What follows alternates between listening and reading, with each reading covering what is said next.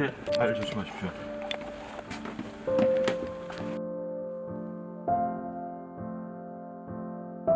살아보니까 90까지는 늙는 게 아닙니다. 참 오묘한 지혜의 말씀을 좀 듣고 싶습니다.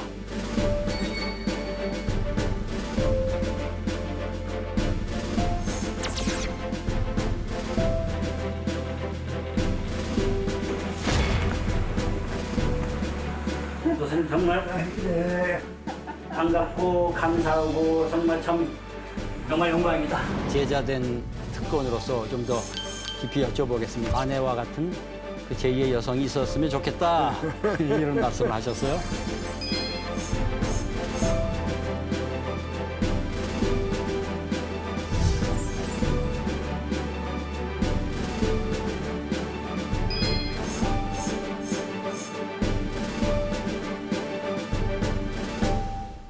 모든 사람들이 함께 관심하는 이 행복이라고 하는 문제. 누구든지 행복하게 살 권리는 있다. 인생에 있어서의 정신적 가치가 무엇인가 하는 것을 모르는 사람들. 이거는 우리 스스로가 우리 병을 고쳐야겠다. 그 인간의 우산이 무너지게 되면 역사에 희망이 없는 거죠. 예. 정말 소중한 지혜와 통찰이 되지 않을까 싶어요.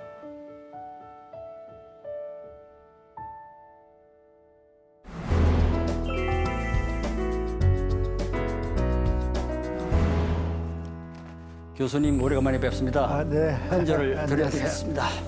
고맙습니다. 예. 건강하게 계셔서 정말 감사드립니다. 고맙습니다. 선생. 예.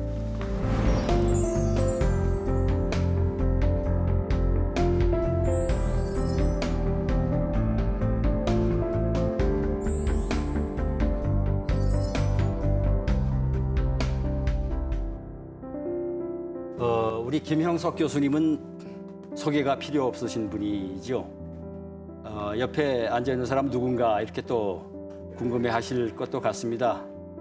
김형석 교수님은 저의 대학 은사이십니다. 40여 년 만에 교수님을 이렇게 또 뵙게 됐는데 정말 실로 오래간만입니다. 이렇게 요청을 드렸는데 교수님께서 아주 흔쾌하게 그 제자의 대담 요청에 응해 주셨습니다. 다시 한번 감사를 드립니다. 네.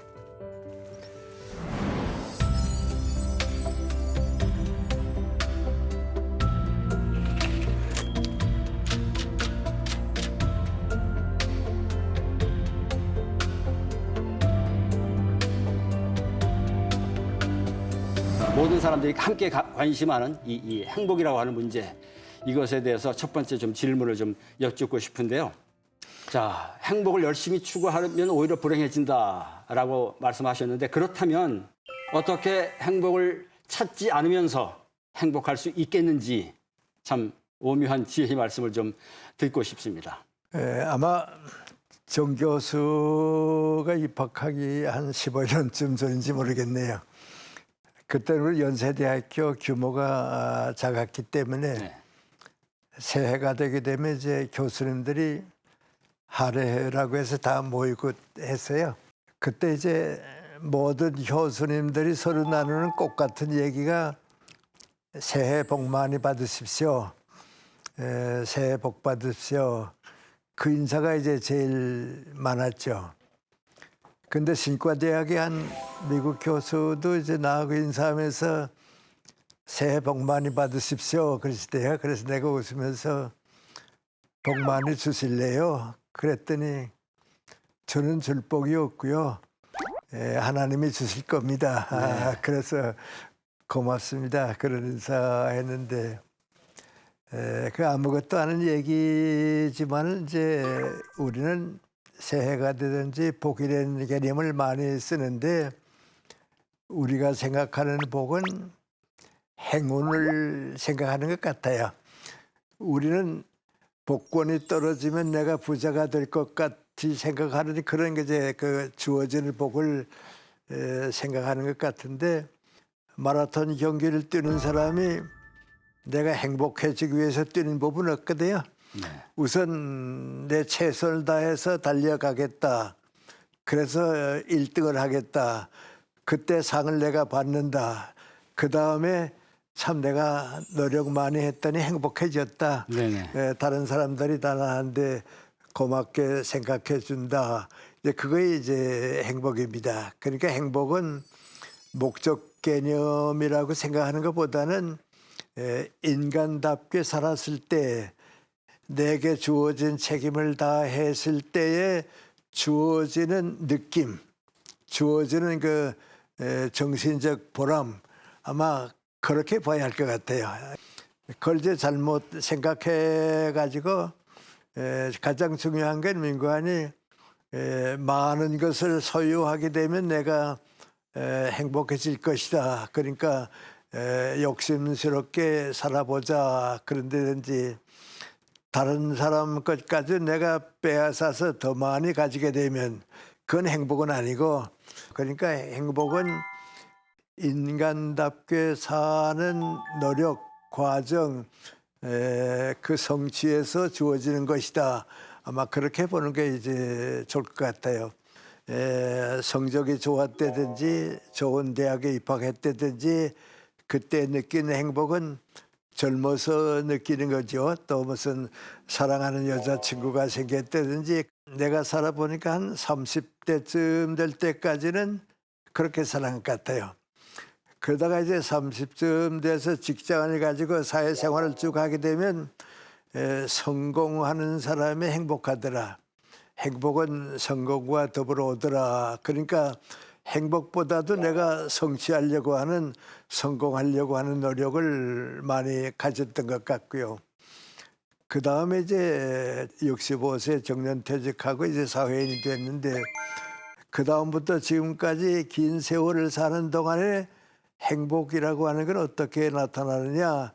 사회에 무엇을 주었는가 하는 그 보람, 내 삶의 그 의미와 가치가 우리 사회에 얼마나 주어졌는가, 그 보람에서 행복을 느끼는 것 같아요. 그러니까 만약에 이제 누가 나보고 물기를 100세가 되시도록 사셨는데 행복하셨습니까? 그러면 젊었을 때는 그런 데를 즐겁게 살았고 교수 생활할 때는 나름대로 성공했고 늙어서는 그래도 사회에 무엇인가 지금 조금씩 주고 있으니까 행복했습니다.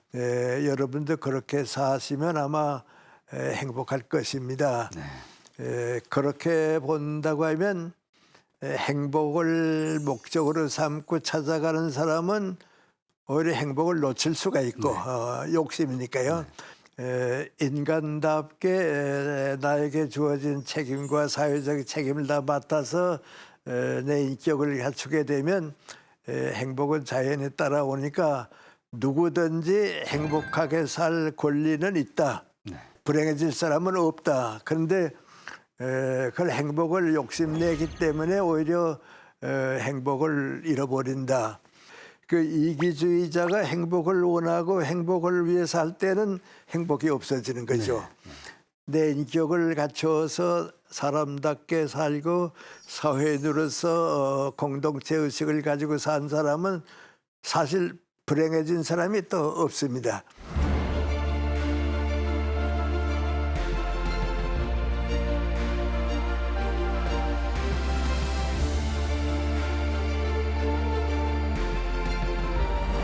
다다익선이라고 하는 것이 있지 않습니까? 더 많이 가질수록 더 좋다. 지금 교수님 말씀 가보게 되면 최대를 추구하는 것이 최선의 길이 아니다라는 그런 말씀으로 좀 새겨집니다. 그렇다면 어떻게 최대를 구하지 아니하면서도 최선을 다할 수 있을지 그 말씀을 좀 지혜의 말씀을 좀 여쭙고 싶습니다. 근데 지금 이렇게 살아보면 집에 노예가 됐던 것 같아요. 그래서 집값 오르기 위해서는 이사 가고 또 집값 오르기 위해서는 또 고급 아파트로 가고 그렇게 사는 사람들이 결국은 인생을 낭비하는 사람들 아닌가 그런 생각하고요.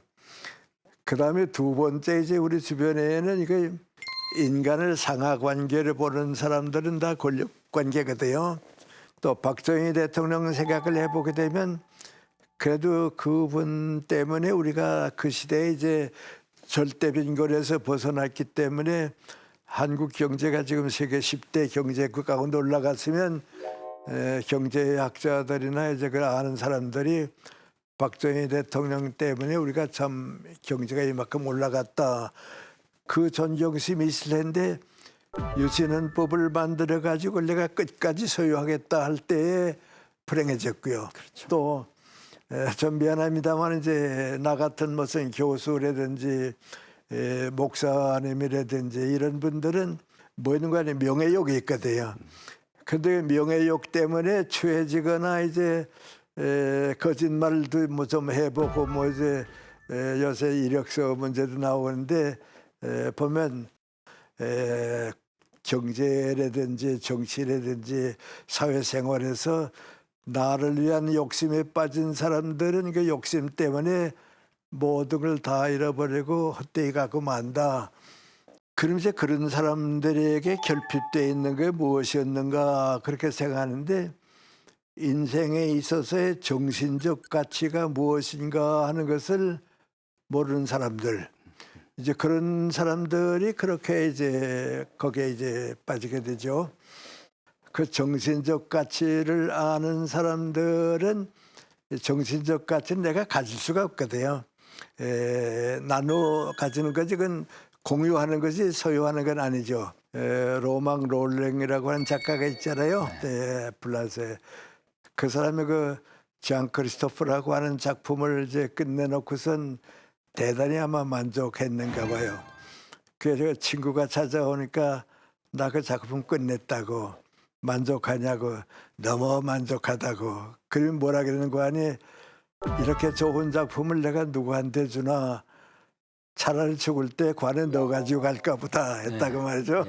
왜냐하면 너무 사랑했기 때문에 나 죽을 때 관에 가지고 이걸 누구한테 주나 그랬는데 만약에 그렇게 했다고 하면 누가 없어지느냐 로망 롤랭 작가가 없어지는 거거든요. 정신적 가치는 이제 나눠 가지게 돼 있죠. 그렇게 하면 우리 삶의 가치를 높일수록 인생이 귀해지고 영광스러워진다. 그런 생각을 좀 했으면 어떨까. 네. 난 부담스럽다고 생각하지 말고요. 누구나 그런 생각을 할 수 있고 또 미안하지만 해야 하고요. 그런 데까지 이제 우리 생각을 좀 높여줬으면 좋겠다. 그 결국은 가치 세 단계 지금 말씀하셨어요. 물질적 가치, 그 위에 정신적 가치, 그리고 심지어 그 위에 또 인격적 가치. 이렇게 단계를 나누어서 그 단계를 향해서 고양되고 상승되어야 하지 않겠는가 이런 이제 가르침의 말씀을 주셨습니다.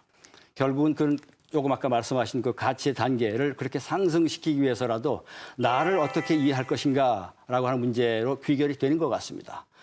내가 어렸을 때 우리 집안에서 장손이거든요. 그러니까 누구든지 이제 나에 대한 얘기할 때 장손이 그랬거든요. 우리 장손이 배고프겠다 먹을 거 줘라. 그리고 우리 장손이 어디 갔다 오냐. 그리고 그러면 내가 난 줄은 모르고요. 내가 장손인 줄만 알았거든요.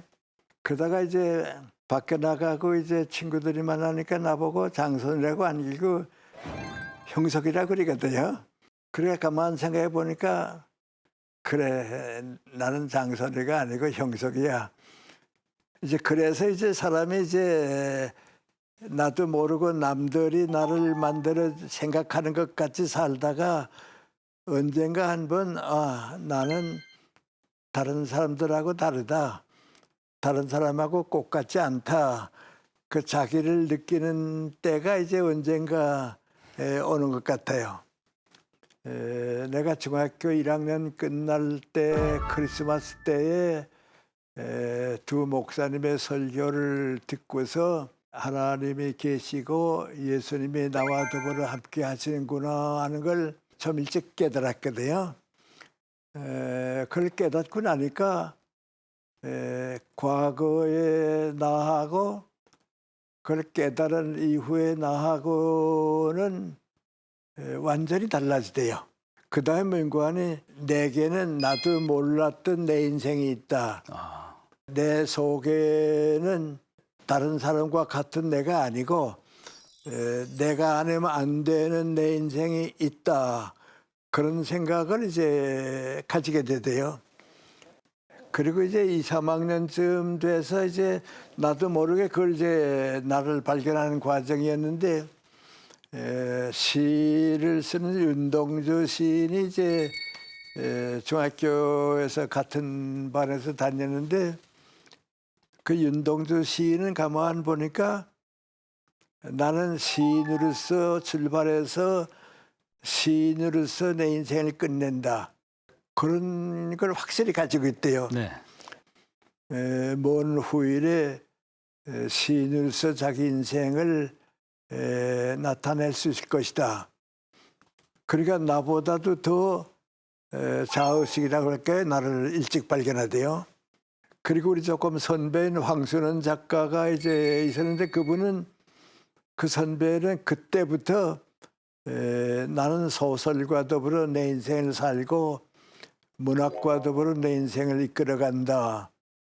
그런 생각을 아주 뚜렷이 가지고 있었거든요. 네. 그리고 보니까 나보다도 자아의식이라고 할까요? 그게 플러스부에 또 하나 있었구나. 근데 그 두 분이 다 이제 크리스찬 신앙 가정에 자라보니까 이제 더 있었구나. 그걸 느꼈어요. 네. 여러 가지 책을 읽고 철학책을 읽고 또 일제시대에 이제 많은 시련을 겪고 그러니까 내가 철학을 통해서 내 인생을 쌓아갈 수 있지 않을까. 내 인생에 또 새로운 인생이 태어날 수 있지 않을까. 그래서 이제 생각을 바꾼 것이 오늘까지 온 셈이죠. 네. 이제 그렇게 생각을 해보게 되면 사람이 인생이라고 하는 게 뭔가 하는 생각을 해보는데 내가 이제 뭐 사과나무면 사과나무 하나를 이제 심어 놓고서 그 사과나무가 나라고 생각하고 내가 나를 키워가는 거, 내가 나를 키워가는 것이 인생이다. 그래서 내가 다니는 그 중학교가 기독교 학교였기 때문에 그렇게 살아온 친구들이 많이 있습니다. 난 다음에 목사가 되겠든지 뭐 이제 신학자가 되겠든지 민족운동과 독립운동하는 친구들이 많이 태어났거든요. 장준하 씨랑 뭐 머리관 씨랑 다 그때 있고 그랬으니까.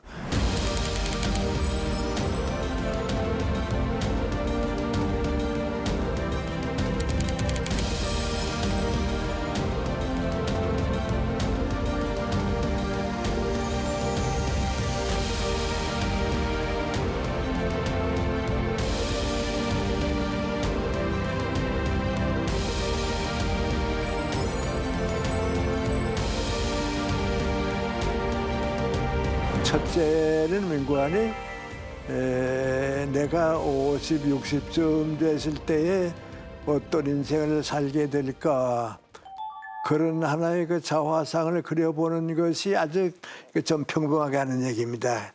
자기 발견의 가장 큰 길이 아니었나 생각하고요. 그다음 두 번째는 우리 사회와 더불어 사회 속에 사는 내가 우리 사회를 위해서 무엇을 할 수 있을까? 무엇으로 내 인생을 살아갈 수 있을까?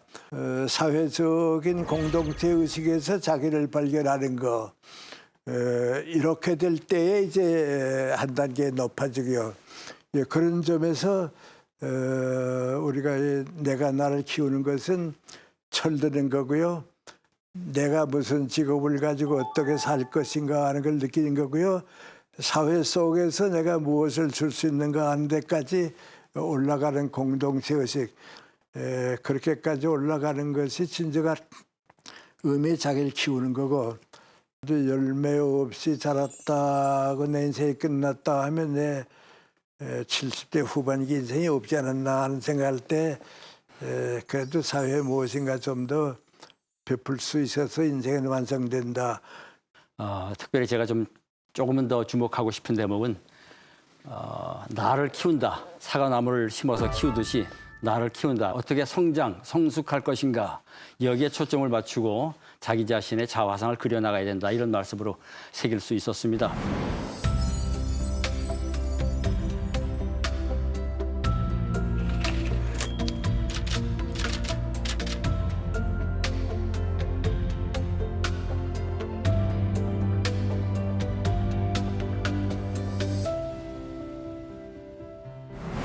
이어지는 말씀인데요.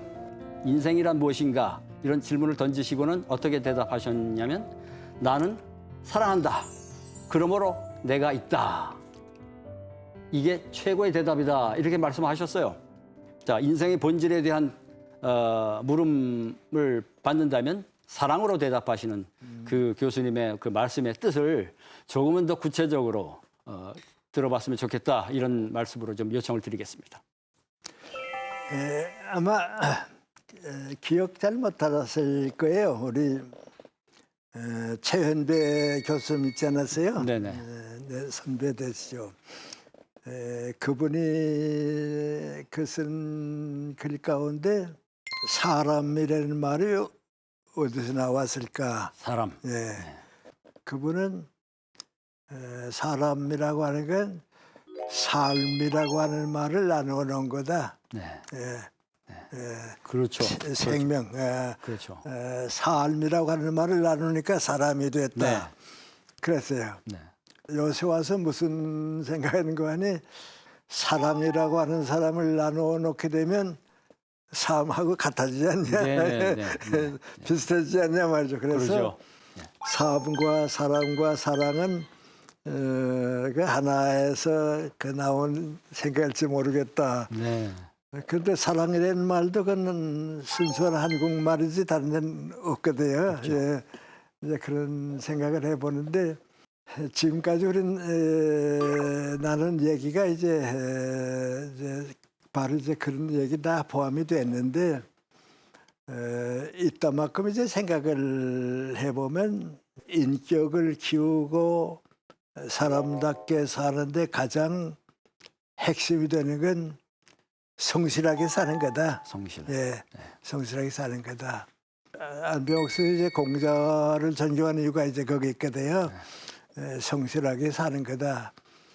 그 나도 한 인간이 인간답게 사는 가장 핵심은 나를 중심으로 볼 때는 성실하게 사는 거. 뭐 그 이상은 없어요. 근데 우리 이제 서양 역사를 보면 성실한 사람은 악마도 유혹하지 못하고 네. 하나님도 버리지 못한다. 네. 예, 그 내에 있거든요. 그러니까 성실하게 사는 거 이상은 없다. 그렇게 사는데 이제 나 같은 사람의 이제 생각이 조금 달라지는 건 민구안이 암만 나를 위해서 성실하게 살려고 해도 내 노력으로서는 안 되더라. 네. 한계가 있더라. 네. 네. 그래 공자님도 그렇게 노력했는데도 불구하고 아침에 도를 깨달을 수 있으면 나 저녁에 죽어도 아니었겠다고. 네. 나 자신이 내 성실을 한 건 그 노력은 끝까지 노력하는데 그렇게 했다고 말이죠. 우리가 잊어서 안 되는 게 있는데 뭐 인간이 사람은 공동체에 사는 거지. 공동체. 나 개인이라고 한 건 태어날 때부터 없다. 네. 부모 밑에 태어나서 가정과 더불어 살고 친구가 있고 만나면서 이루어지고 그런데 그럼 그 공동체 의식이 제일 중요한 건데 공동체 의식은 성실로 이루어지는 게 아니고 사랑으로 이루어지는 거다. 그렇죠. 그러니까 성실 플러스 사랑 이것이 있어서 개인이 완전한 사회, 네. 완전한 사회에서 개인으로 가는 거다. 네. 네. 그럼 이제 그 사랑이라고 하는 게 뭔가 그렇게 보면 뭐 무한히 많은 해석이 있고 많은 어려움이 있고 뭐 이제 다 다른데 그 솔직히 말하면 사랑이라고 하는 게 뭔가 그렇게 보면 가족 안에서의 나, 직장 안에서의 나, 대한민국 안에서의 나, 그 더불어 사는 질서, 공생의 질서다. 그러니까 원수까지도 사랑하라. 미워하는 사람이 있으면 안 된다 하는 건 뭐냐면 사랑이 있는 사람은 원수까지도 함께 살 수 있고 진정한 의미의 사랑이 있으면 함께 살 수 있고 네. 그 사랑이 없을 때는 다 무너진단 말이죠. 공자님은 그 사랑을 인이라고 한 말로 표현해서 인간관계로 했고 석가림은 이제 그 사랑을 더 높은 어떤 그 철학적인 이상을 묶어서 이제 공동체 의식을 생각하게 될 자비라고 그랬는데 예수님의 다른 점은 맹구하니 네 주변에 고통받는 사람, 굶주린 사람, 소외당한 사람 그 사람들을 사랑해라. 네. 그 하나님께서 예수를 통해서 주는 교훈이니까 바로 그거거든요. 네네. 근데 이제 인간이 얼마나 이제 그게 어려운가 또 살다 보면 이제 자연스럽지 못하게 느껴지는 때가 오는가. 나 이제 공연에 그래서 그런 생각 해보는데 내가 연세대학교 교수로 갔을 때 좀 가난했거든요. 네. 제일 좀 경제적 고통이 심했거든요. 그래서 학교에서 이제 보너스가 나온다, 월급이 올라갔다 하면 그때 이제 도장 가져가서 받아오는 때인데 말이죠. 나만 좋아한 게 아니고 내 친구들도 오늘 보너스 나온 날이라고 말이죠. 집에 가면 큰 소리 치고 뭐 그랬거든요.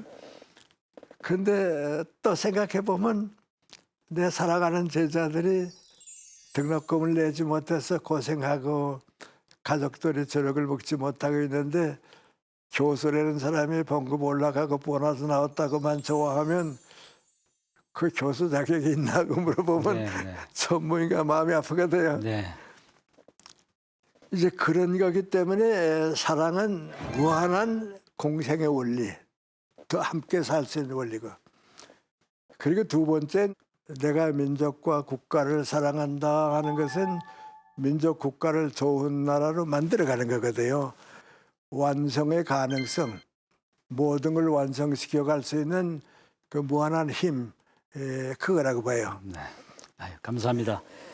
정말 남들과의 관계 속에서 계속 강조하시는 공동체의 이 관계 속에서 자신의 자리를 다시 매김해야 되는 그런 과제를 우리에게 부여해주는 그런 뜻으로서 사랑이라고 하는 것이 가치가 있다. 이 말씀을 해주신 걸로 오늘 새겨집니다. 참 송구스러운 말씀인데 사모님이 긴 시간 20년 넘게 투병 생활하셨고 그래서 또 교수님께서 옆에서 그 긴 시간 동안 또 이제 간병도 하셨고 그랬는데 그런 과정을 거치시면서 사랑이 있는 고생은 행복이다. 오히려 그런 말씀하셨거든요.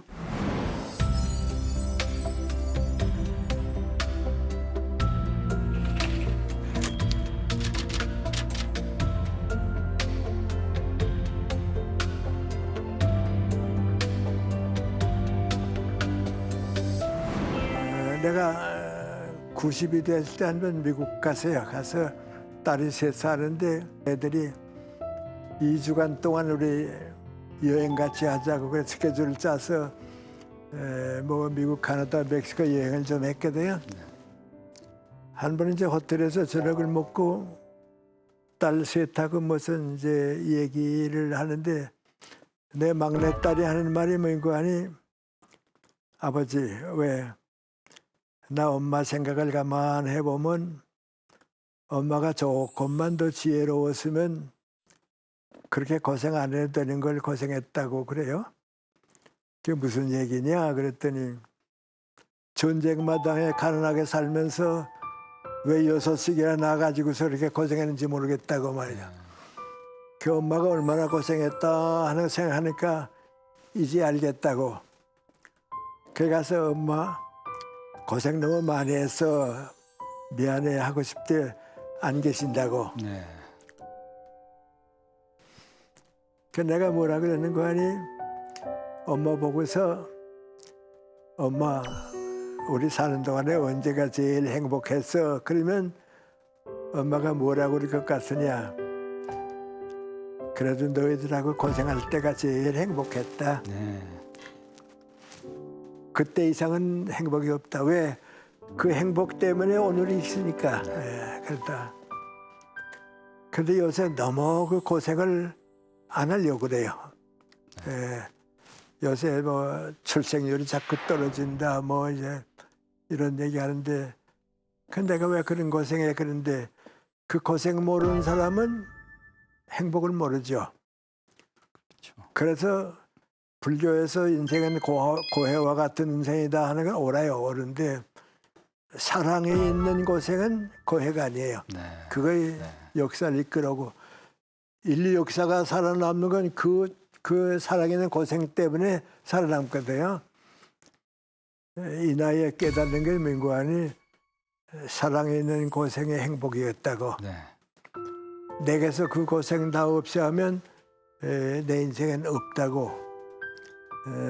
춘천에는 한림대학에서 무슨 나한테 상을 주기로 의논됐다고, 받아주시면 좋겠다고. 그래서 내가 특별한 직책을 맡은 일도 없고 또 사회적 업적도 없고 왜 나한테 상을 주나, 내가 받을 자격이 있나 하고 생각해 보니까 하나가 있다고. 그건 오래 사시느라고 고생 많이 하셨습니다. 그렇게 주는 상이라면 내 받겠다고. 왜냐하면 아마 나만큼 어려운 역사를 산 사람이 적거든요. 또 미안하지만 나만큼 이렇게 가난하게 산 사람도 별로 보지 못했고, 나 도무지 재간이 없는 사람이거든요. 근데 지금 와서 가만 생각해 보니까 그 고생이 없었으면 내 인생이 없었을 거고, 그 고생이 없었으면 내가 수고하실 때든지 감사합니다 하는 인사를 받아보지 못했을 거라고.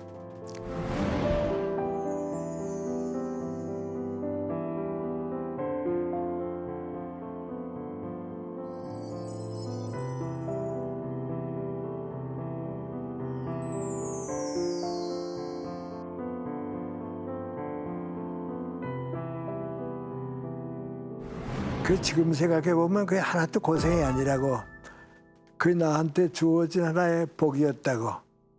그 고생이 나한테 내 인생과 내 삶을 키워준 하나의 계기가 됐다고. 네. 내가 얻는 진리는 뭐인고 하니, 비교적 다른 사람보다 많은 고생을 했는데 그 고생에 사랑이 있었기 때문에 행복했습니다. 네. 그 사랑이 없었으면 행복은 없었을 거라고 말이에요. 그렇죠. 그 말씀을 들으니까 그 헨리 나우엔이라고 하는 그 유명한 그 실천 상담가의 이야기가 떠오릅니다. 상처받은 치유자. 저 상처를 받아야만 상처받은 사람들이 결국은 또 상처받은 사람들을 치유할 수 있다. 그런 그 표현이 떠오릅니다. 더불어 사는 그 삶의 모습으로서 사랑이 있는 고생이라고 할 것 같으면 얼마든지 견디고 거쳐가면서 오히려 행복에게까지 이룰 수 있는 그런 길이 된다. 참 소중한 말씀으로 새길 수 있을 것 같습니다. 내 친구 가운데 그 친구가 우리 정부에서 차관까지 지나가니까 아는 사람은 다 아는 친구인데요. 이 친구가 이제 교수를 있다가 이제 정부 가서 이제 했는데, 우리끼리 한 말이 뭔고 하니, 난 세상 살아봐도 무서운 거 아무것도 없다고. 근데 우리 어머니만은 무섭다고 그래요. 어머니가 왜 이렇게 무섭냐 그랬더니 자기 욕할 때 하는 말이 뭔고 하니, 이 자식아, 내가 너 낳았다. 오늘까지 키워줬다. 할 말이 뭐냐? 그런다고. 할 말이 없다고 말이죠. 네. 그래서 내가 웃으면서 민구하니, 그게 어머니의 사랑의 권위다. 우리가 이제 권위라는 말 많이 쓰잖아요. 그건 권위라는 게 뭐냐? 우리를 사랑해 준 사람이 우리가 받을 수 있는 마음의 대가가 민구하니 권위예요. 교수님 앞서서 사모님 말씀 잠깐 하셨는데 이 제자된 특권으로서 좀 더 깊이 여쭤보겠습니다. 84세에 사모님을 보내시고 한 90세까지는 또 계속 바쁘게 지내셨는데 90이 넘으셔서는 이제 그런 말씀을 하셨어요. 그 아내와 같은 그 제2의 여성이 있었으면 좋겠다 이런 말씀을 하셨어요. 그 얘기를 딱 듣는 입장에서는 공개 구원을 하시는가 이제 이런 그 질문이 좀 생기는데요. 이 5년 전에 하신 공개 구원에 대해서 어떤 좋은 결과가 혹시 좀 진행이 되시는 게 있으신가요?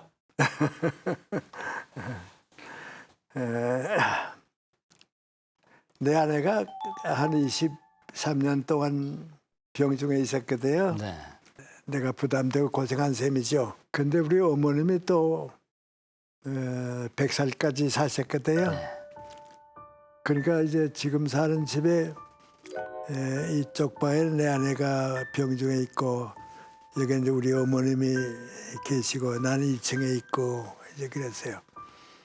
근데 우리 어머님이 옛날 분이시지만 대단히 지혜로우신 분이 돼서 아들인 나한테도 이렇게 이따만큼 생각해야 할 만한 말씀도 하시고 그러거든요. 예. 한 번 나보고 너하고 좀 할 얘기 나눠보자. 근데 내 느낌이 당신 생각에 이제 뚜렷하고 올바를 때에 이혼하시고 싶은 거 있어서 이제 그러시는구나. 그래서 뭐 얘기 들었는데 여러 가지 쭉 다 얘기를 다 하시더니 이제 내가 먼저 가고 내 척까지 이제 가게 되면 혼자 남을 텐데 그때 집이 빌 텐데 집이 비면 어떡하지? 그 이제 이혼이세요. 근데 그때 내가 그걸 깨닫질 못했는데 이제 우리 어머님은 이제 어머님의 생각이 있으니까 너 20년 동안 23년 동안 이제 내 철 위해서 고생하고 많이 그랬는데 나는 내 척까지 보내고 너 혼자 빈집에 남는 것이 마음 아프고 좋아 보이질 않는다. 네. 그 뜻이거든요. 네, 네. 그래서 내가 제가 알아서 할게요. 그랬더니 물론 내가 알아서 할 건데 그때 너 혼자 두고 가는 것 같아서 마음이 좀 무겁다. 그러세요. 근데 그때 나는 오래 살아야 뭐 90까지 살 텐데 또 뭐 여자친구가 생기고 결혼하고 그럴 수도 없고 그랬거든요. 네. 그 우리 어머님이 큰아들을 키워서 그저 마음이 아쉬웠던 것 같아요. 네.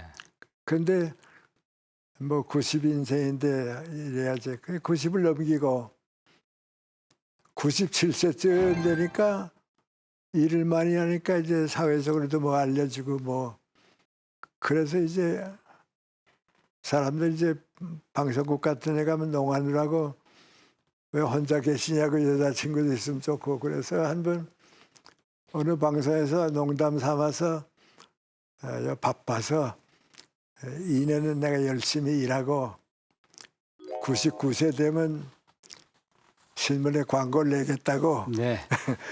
99세 노신사가 여자친구 기다리고 있는데 뜻이 있는 사람은 응모해라 하고 광고 낼 테니까 그때까지 참아달라고 그랬거든. 예, 예.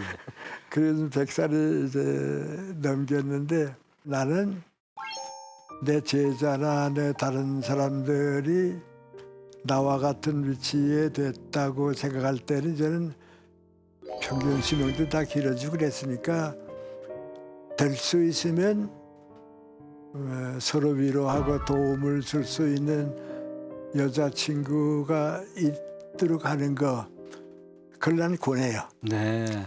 근데 그래서 이제 나는 그렇게 뭐 괜찮고요.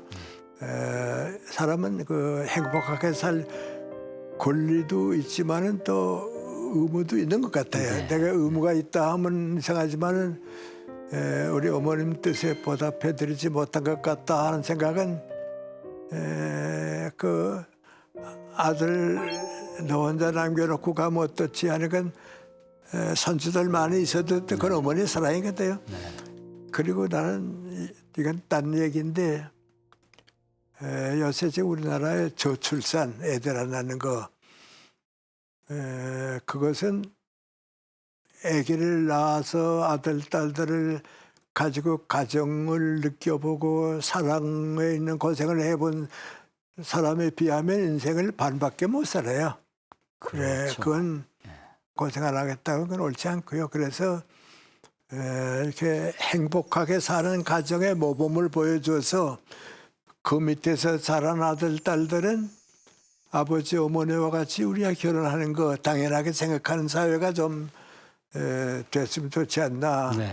그런 생각을 하고 이제 100살 넘어서 또 이제 뭐 여자친구 좀 구하기 시간도 없고요. 저희들이 좀 노력 좀 그래도 행복하게 해보겠습니다. 살고 있어요. 예. 예, 그 아주 재밌는 그럼에도 불구하고 굉장히 소중한 통찰이 담겨 있는 그런 말씀을 하나 해주셨어요. 열심히 싸우는 부부는 절대로 이혼하지 않는다. 이제 이런 말씀을 주셨습니다. 우리가 그냥 통상적으로 생각하면 많이 싸울 것 같으면 뭐 결국 이혼의 길로 갈 것 같은데, 근데 오히려 거꾸로 열심히 싸우는 부부는 이혼하지 않는다. 그래서 좀 저를 돌아봤습니다. 저도 참, 그래요? 저도 예. 참 그 부부 생활하면서 부부싸움 많이 했거든요. 예. 지금까지 많이 하고 살았는데 교수님이 이 말씀을 들으니까 위로가 되고 그러면서 또 이혼하지 않기 위해서라도 더 열심히 싸워야 되겠구나. 이런 생각까지 이제 하게 되는데. 그래서 다른 사람 아니고 배종호 선생 얘기예요. 아, 그렇습니까? 배종호 선생이 한 번 나한테 오더니 예. 처가가 시골이거든요. 네. 그 시골에 갔대요. 네. 갔더니 장모하고 그 장인어른하고 둘이 사는데 아침부터 저녁까지 싸우더래요. 예를 들어 말하면 이제 장인이 밖에 나가면서 나가 그러면 이렇게 사모님이 뒤에 있다가는 우산 가지고 나가세요. 비 온다고 그랬으니까 비 안 와. 아, 비 온다고 일기예보 나오는데도 안 와요. 그러면 일기예보가 맞나? 내 말이 맞지.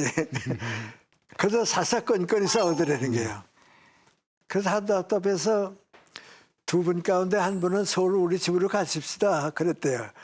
그랬더니 그 장인이 자네가 뭐 철학 교수야? 길더래요. 왜요? 그것도 모르면서 철학을 어떻게 가르쳐? 네. 우리 나이가 되면 싸우는 재미에 사는 거야. 그거 없으면 살 재미가 아무것도 없어. 그랬다고 말이죠. 그러면서 얘기하면 배 선생 나보고 얘기하면 하니 늙어서도 싸우는 재미가 괜찮은가 봐. 그래요. 재미. 그래서 하는 얘기예요. 그래서 늙으면 사랑 예, 표현 그렇게 방법이죠. 살아서 사랑을 폐지하는 네, 거죠. 예.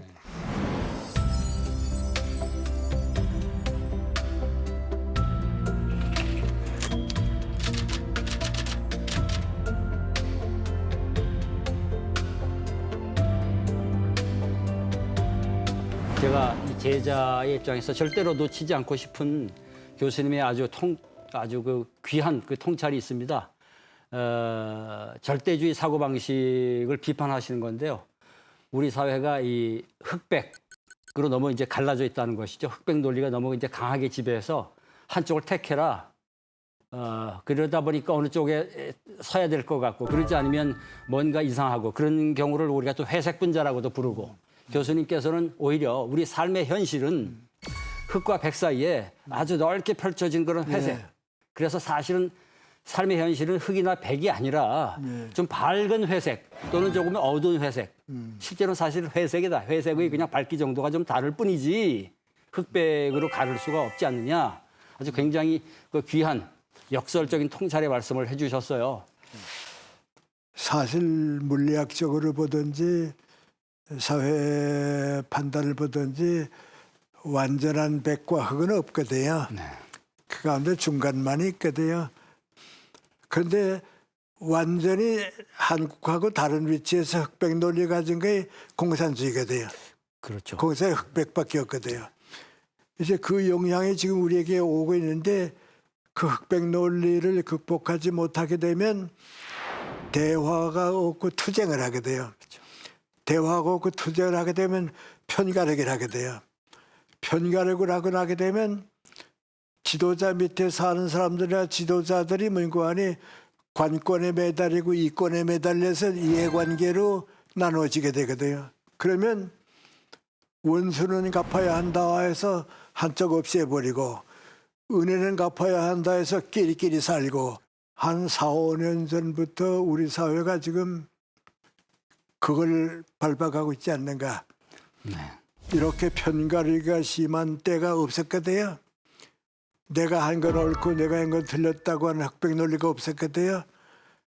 그리고 투쟁만 할 줄 알지 대화하고 협력하는 걸 잃어버렸거든요.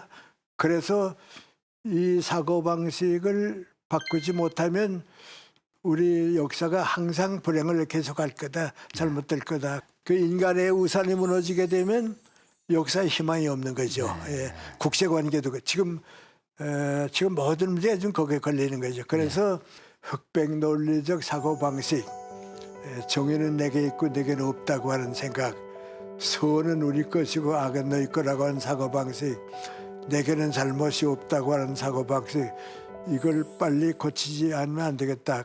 이 병은 우리가 고쳐야겠고, 이건 우리 스스로가 우리 병을 고쳐야겠다.